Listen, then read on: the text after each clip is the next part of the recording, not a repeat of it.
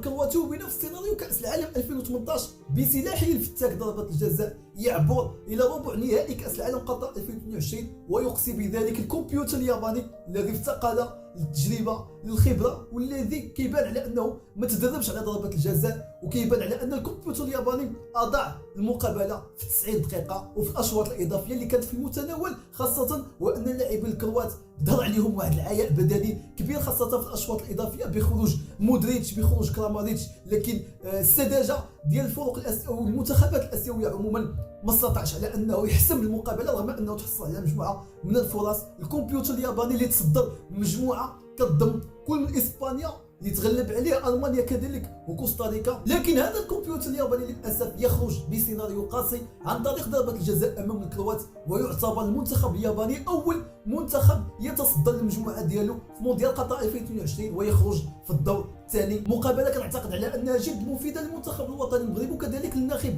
وليد الكراكي، باعتبار ان اليابانيين شفناهم بلي انهم دخلوا ما استعدينش السيناريو ديال ضربات الجزاء، ما محضرينش ليه، والطريقه اللي نفذوا بها ضربات الجزاء كانت فيها واحد النوع من السذاجه، واحد النوع يعني من العشوائيه في تسديد ضربات الجزاء، وبالتالي على وليد الكراكي التحضير والاشتغال جيد لضربات الجزاء، السيناريو اللي ممكن يحصل في مباراه المغرب واسبانيا، خاصه كنعرفوا التاريخ ديال المنتخب المغربي مع ضربات الجزاء، وكنا كنذكروا الاقصاء المر بضربات الجزاء امام البنين في ثمن نهائي كاس افريقيا 2019. ما بغيناش هذا السيناريو هذا يتكرر، وعلى المنتخب الوطني المغربي ايضا استغلال انصاف الفرص والنجاعه الهجوميه خاصها تكون 100%. اللي مازال ما شاركش في القناه هذا هو الوقت باش تشارك، فعلوا زر الجرس باش تكونوا جايين اول باول، ديروا لايك. تحياتي لكم والى الفيديو المقبل.